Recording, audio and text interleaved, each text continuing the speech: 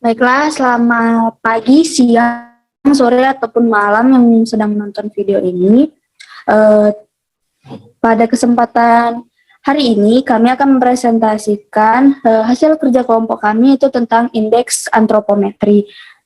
Saya perwakilan dari kelompok 2 sebagai moderator, Esther Estefania, bersama teman-teman saya ada Diva Nabila, Meliana Sari, Nur Aisyah Tambunan, dan juga Wan Karisa Humaira Azhar.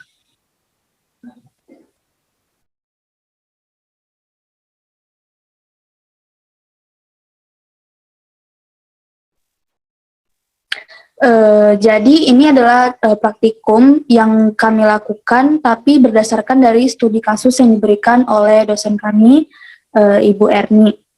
Jadi nanti masing-masing mahasiswa mengerjakan kasus. Dari 5 kasus itu dikerjakan 1 orang 1 kasus. Kemudian kita interpretasikan dan jawaban yang akan kami interpretasikan ini akan kami presentasikan kepada teman-teman, dan semoga teman-teman bisa memahami dan mengerti penilaian status gizi berdasarkan indeks antropometri.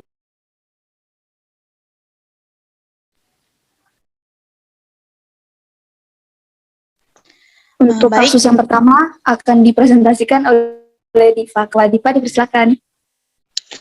Ya, baik, pada lembar kerja pertama itu sebuah kasus yang mendeskripsikan seorang anak laki-laki usia 32 bulan dengan panjang badan 104,5 cm dengan berat badan 15 kg dan ditanya mengenai nilai indeks antropometri Z-score-nya.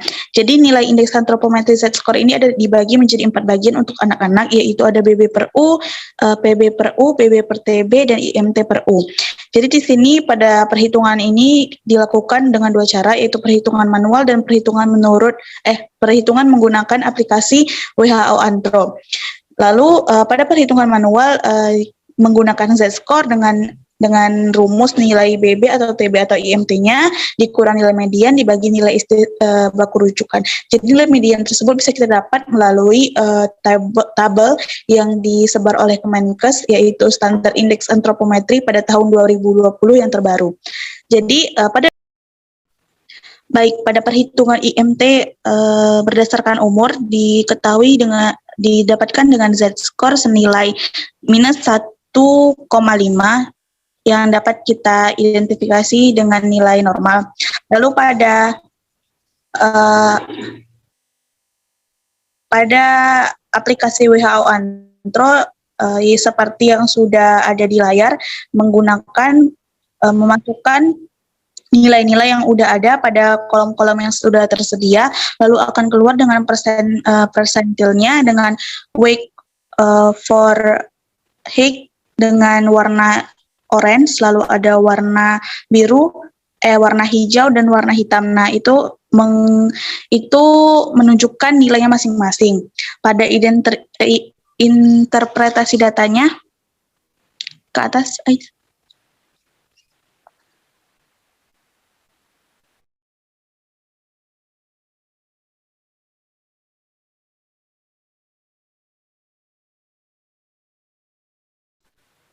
Baik, pada interpretasi data melalui perhitungan manual dan perhitungan WHO Antro ini didapatkan bahwa pada perhitungan BB plus U secara manual didapatkan skor sebesar 0,76 dengan keterangan gizi baik, dan pada aplikasi WHO didapatkan skor 0,68 dengan keterangan gizi baik, dan pada keduanya sama-sama memberikan hasil yang sama, yakni gizi baik. Berarti tidak ada perbedaan, hanya perbedaan sedikit pada perhitungannya. Lalu pada perhitungan tinggi badan menurut umur secara manual didapatkan hasil 3,17 dengan keterangan tinggi, dan pada WHO Antro didapatkan hasil 2,93 masih di kategori normal. Namun pada WHO Antro ini sudah mendekati angka 3 namun masih di kategori normal. Lalu pada perhitungan BB per TB didapatkan hasil minus 1,14 dengan keterangan normal, dan pada WHO Antro didapatkan hasil minus 1,28 dengan keterangan normal, yaitu gizi baik. Jadi didapatkan bahwa keduanya ini masih sama-sama memberikan keterangan gizi baik. Lalu pada perhitungan IMT per U didapatkan hasil minus 1,5 dengan keterangan normal, dan pada WHO Antro didapatkan hasil minus 1,75 dengan keterangan normal. Pada perhitungan kedua akan dijelaskan oleh rekan saya, kepada Ais. Selanjutnya adalah kasus nomor 2, di mana seorang anak perempuan usia 20 bulan dengan panjang badan 90 cm dan berat badan 13,6 kg. Tentukan indeks antropometri Z-score anak perempuan tersebut berdasarkan BB per usia, panjang badan per usia, berat badan per tinggi badan, dan IMT per usia. Pertama, berat badan per usia. Karena berat badan anak tersebut berada di atas nilai median, maka kita menggunakan rumus berat badan dikurang nilai median dibagi nilai pada plus 1 SD dikurang nilai median. Didapatkan hasil nilai Z-score-nya yaitu 2 dengan kategori beresiko berat badan berlebih. Selanjutnya adalah panjang badan per usia. Karena panjang badan anak tersebut berada di atas nilai median, maka digunakan rumus panjang badan dikurang nilai median dibagi nilai pada plus 1 SD dikurang nilai median. Didapati skor Z-score-nya 2,43 dengan kategori tinggi. Selanjutnya, berat badan per panjang badan. Karena berat badan per panjang badan anak tersebut berada di atas nilai median, maka digunakan rumus berat badan dikurang nilai median dibagi nilai pada plus 1 SD dikurang nilai median. Didapati skor 0,82 yang termasuk dalam kategori normal. Selanjutnya adalah indeks massa tubuh per usia. Karena IMT anak tersebut berada di atas nilai median, sehingga digunakan rumus IMT dikurang nilai median dibagi nilai pada plus 1 SD dikurang nilai median.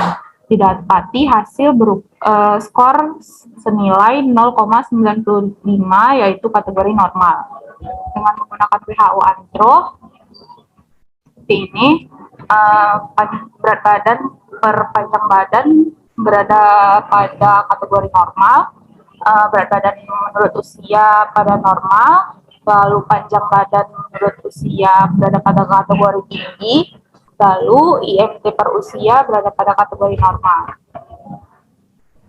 Pembacaan hasil interpretasinya.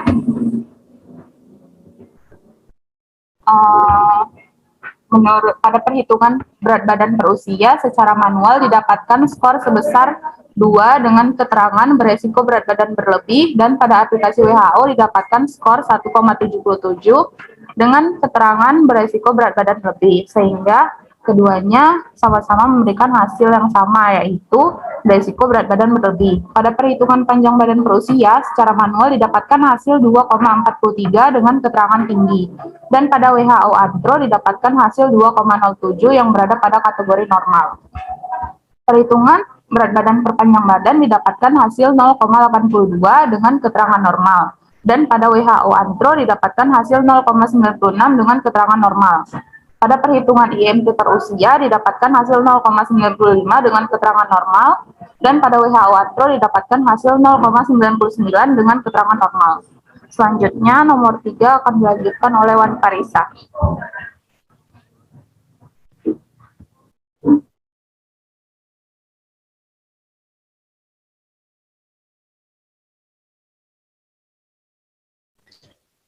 Baik, pada kasus 3 diketahui seorang laki-laki berumur 30 tahun dengan berat badan 65 kg dan tinggi badan 162 cm, dan ditanya berat badan relatif BBI Broska, berat badan ideal Peterson, IMT, berat badan minimal maksimal IMT.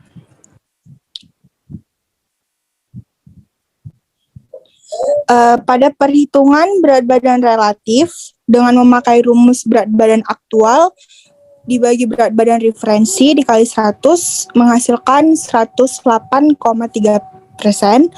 Lalu pada perhitungan BBI Broska dengan menggunakan rumus TB TB dikurang 100, dikurang 10%, dikali TB dikurang 100, menghasilkan 55,8 kilogram.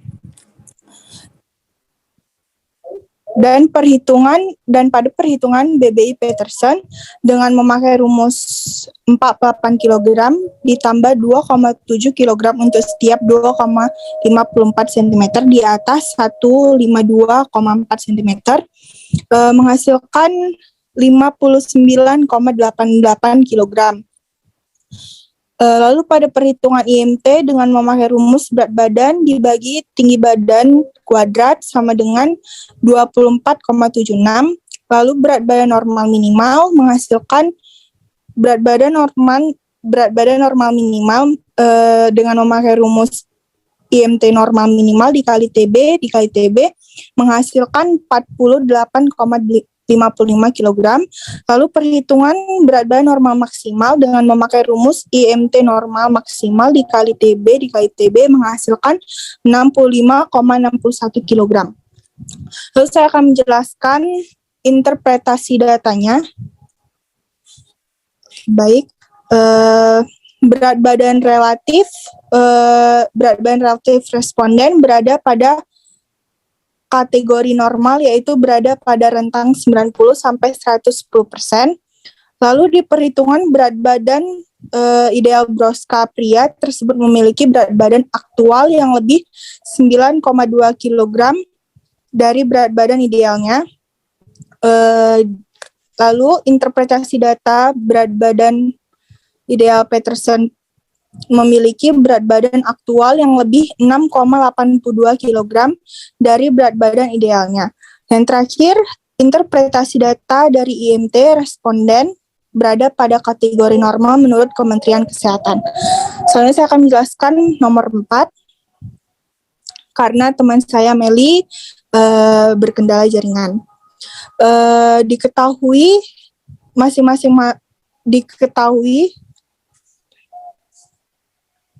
bisa turun ke bawah lagi.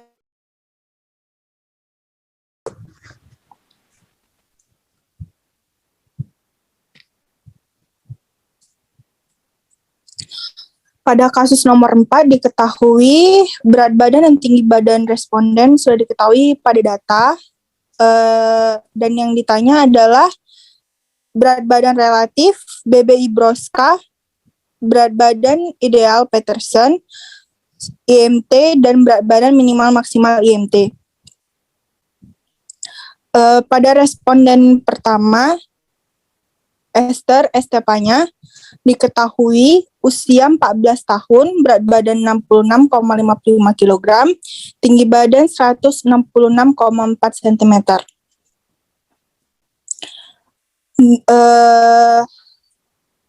Dan berat badan relatif menghasilkan 134,64 cm. 134,64%. Lalu perhitungan BBI Broska menghasilkan 59,76 kg. Pada perhitungan BBI Peterson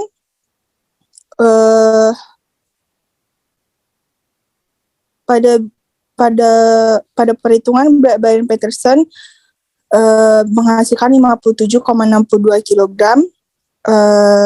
Lalu IMT-nya menghasilkan 24,18. Lalu berat badan normal minimalnya menghasilkan 50,9 kg.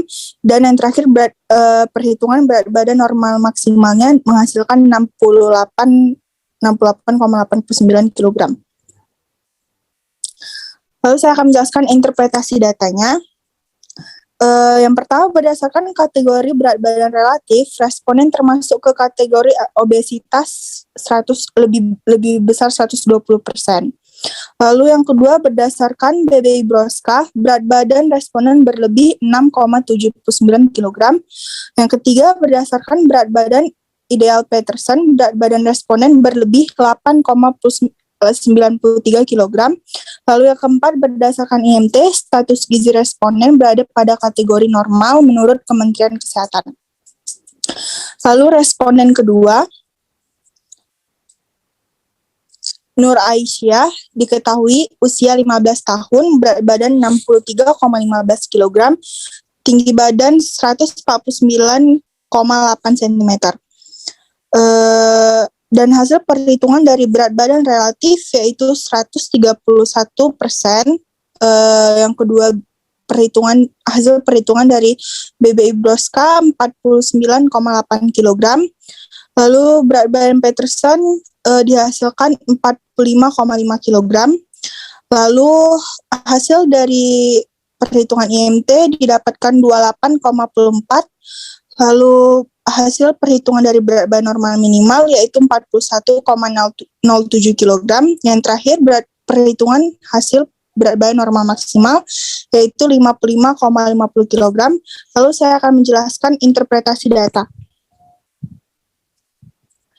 Interpretasi data dari responden yang pertama yaitu berdasarkan kategori berat badan relatif, responden termasuk ke kategori obesitas lebih besar 120%. Lalu yang kedua berdasarkan berat badan ideal Broska, berat badan responden berlebih 13,35 kg. Yang ketiga berdasarkan berat badan ideal Peterson, berat badan responden berlebih 17,65 kg. Lalu keempat, berdasarkan IMT, status gizi responden berada pada kategori berlebih kelebihan berat badan tingkat berat dan menurut Kementerian Kesehatan. Lalu responden ketiga yaitu Diva Nabila, diketahui usia 45 tahun, berat badan 68,30 kg, tinggi badan 150 cm. Dan hasil perhitungan dari berat badan relatif yaitu 121%, hasil perhitungan dari berat badan ideal Broska yaitu 45 kg, hasil perhitungan berat badan Peterson yaitu 45,5 kg, hasil perhitungan dari IMT yaitu adalah 30,35, hasil dari perhitungan berat badan normal minimal yaitu 41,62 kg, dan yang terakhir hasil dari perhitungan berat badan normal maksimal yaitu 56,25 kg. Selanjutnya saya akan menjelaskan interpretasi data. Interpretasi data dari responden yang pertama adalah berdasarkan kategori berat badan relatif, responden termasuk ke kategori obesitas lebih besar 120%. Lalu yang kedua berdasarkan BB Broska, berat badan responden berlebih 23,3 kg. Yang ketiga berdasarkan berat badan ideal Peterson, berat badan responden berlebih 23,3 kg. Yang terakhir berdasarkan IMT, status gizi responden berada pada kategori kelebihan berat badan tingkat berat menurut Kementerian Kesehatan. Selanjutnya responden keempat dan kelima akan disampaikan oleh Nur Aisyah.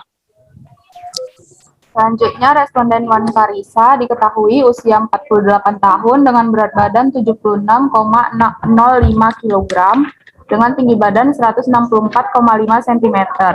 BB referensi responden adalah 60 kg.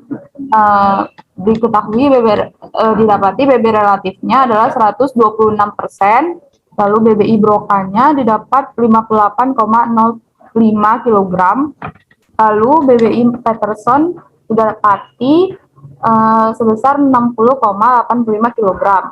Selanjutnya IMT responden adalah 28,27. BB normal minimal responden adalah 46,75 kg.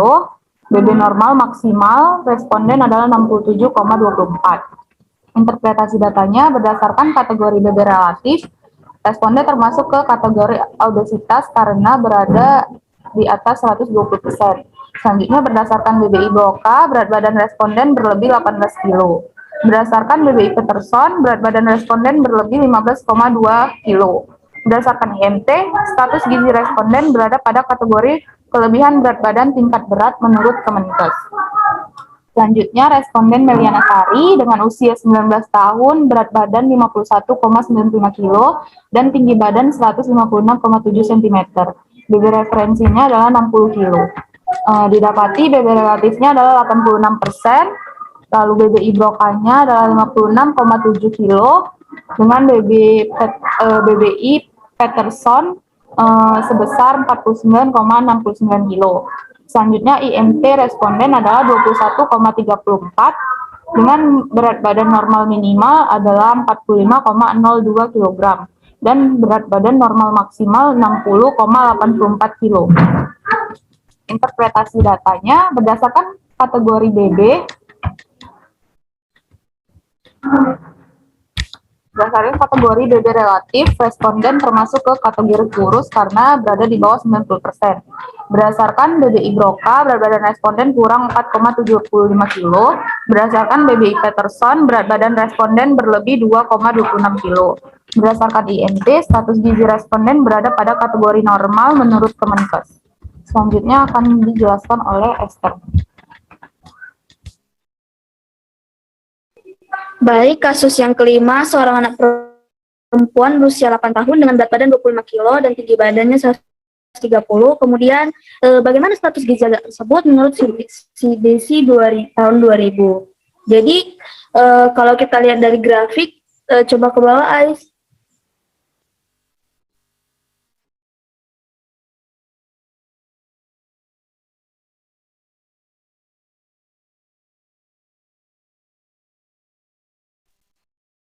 Nah, di sini coba di zoom, Ais, yang tanda hijau aja.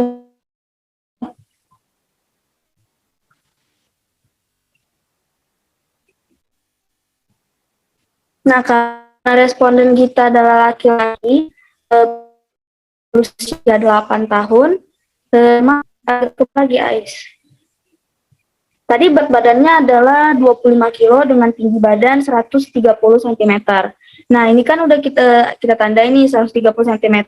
Kemudian dia di berat badan 25 kilo. Coba tolong ke bawah nih. Dia ada di berat badan 25 kilo. Nah, kalau untuk tinggi badan 130 itu sebenarnya di berat badan idealnya itu adalah 26 kilo. Jadi sekitar 25-26 itu masih bisa ditoleransi. Jadi untuk menghitungkan status gizinya, caranya adalah kita hitung status gizinya dengan cara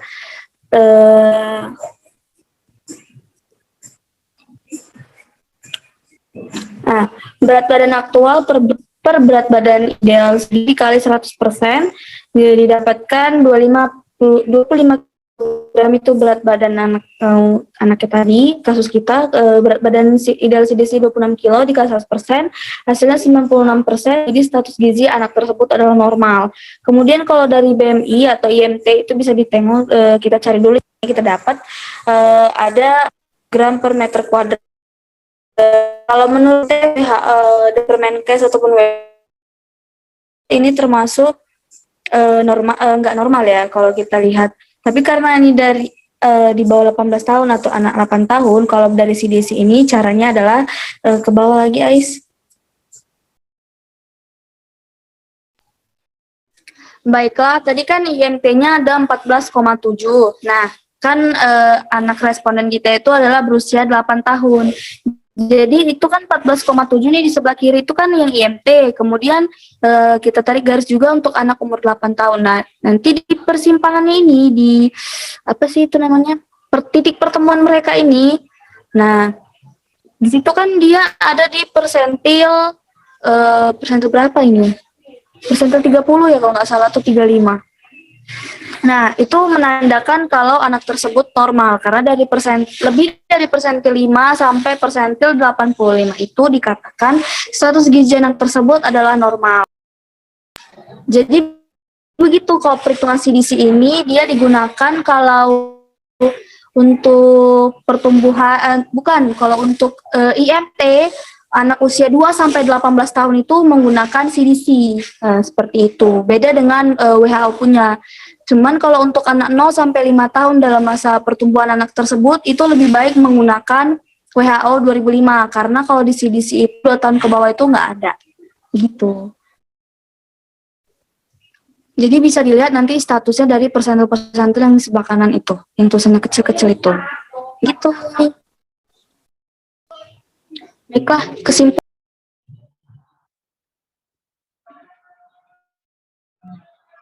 Baik, selanjutnya untuk kesimpulan akan dibacakan oleh Diva. Kepada Diva, Baik, kesimpulan pada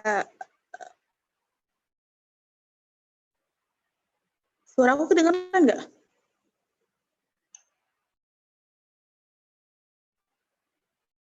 Suara aku kedengeran nggak soalnya?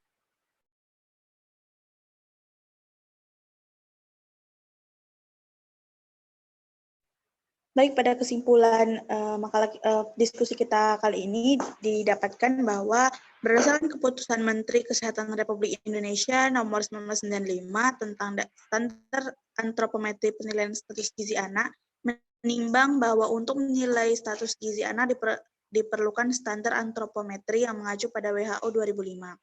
Parameter yang digunakan dalam penentuan status gizi balita yaitu umur, jenis kelamin, berat badan, tinggi badan, lingkar lengan atas, dan lingkar kepala. Kombinasi antara beberapa parameter disebut indeks antropometri. Pada umumnya, indeks antropometri yang digunakan yaitu adalah BB menurut U, tinggi badan menurut umur, dan berat badan menurut tinggi badan. Untuk menilai status gizi, maka angka berat badan dan tinggi badan setiap balita dikonversikan ke dalam bentuk nilai standar atau kita sebut dengan Z-score dengan menggunakan buku antropometri WHO 2005 atau 2010 atau 2020. Lalu ada metode Z-score ini adalah standar dalam WHO mengukur dan memantau pertumbuhan balita. Nah, menghitung Z-score secara manual cukup rumit untuk dilakukan terutama ketika jumlah bayi yang diukur status gizinya relatif besar. Berikut ini merupakan kategori nilai Z-score menurut Permenkes nomor 2 tahun 2020. Bisa kita lihat bahwa setiap parameter itu menggunakan minus satu standar deviasi, 2 sampai 2, 3, lebih dari 3, itu menunjukkan bahwa keterangan tentang normal, lebih atau kurang dari anak tersebut. Ke bawah. Iya. Nah, dari data di atas itu kita bisa menilai persentil dari berat badan menurut umur, tinggi badan menurut umur, dan berat badan menurut tinggi badan dapat dilakukan dengan melakukan plating pada grafik spesifik untuk kelompok umur 2 sampai 20 tahun. Dan jenis kelamin CDC 2000.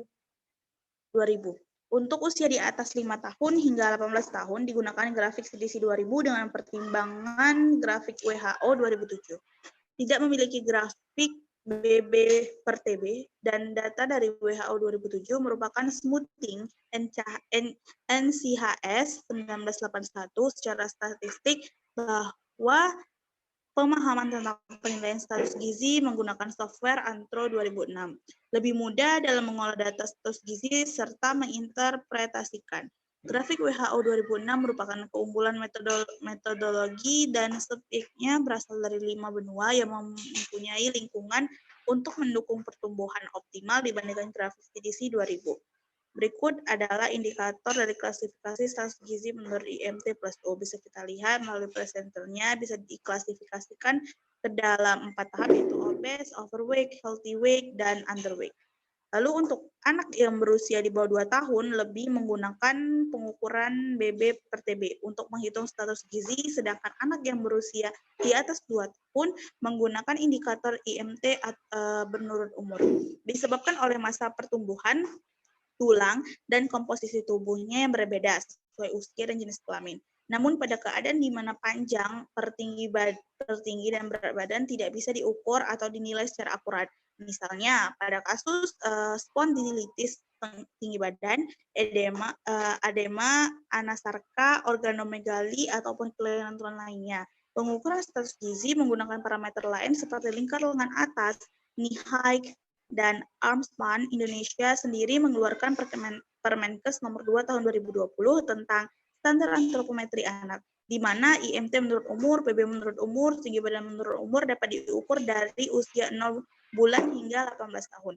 Indikator status gizi berdasarkan berat badan menggunakan indeks massa tubuh atau IMT juga merupakan perbandingan antara berat badan dengan tinggi badan. Terdapat beberapa pengukuran berat badan ideal sederhana yang jauh lebih populer dengan penggunaan rumus pengurangan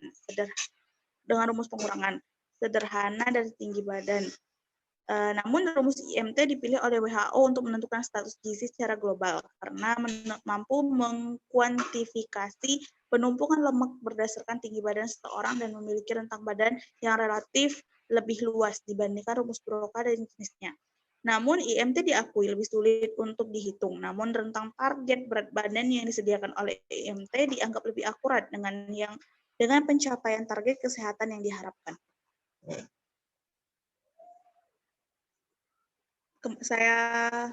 Sekian dari saya kembalikan kepada moderator, Esther. Baik, terima kasih Diva. Terima kasih sudah mempresentasikan hasil kerjanya dan menginterpretasikan kasus-kasusnya, dan terima kasih untuk menonton. Semoga menambah wawasan. Terima kasih. Sampai jumpa lagi.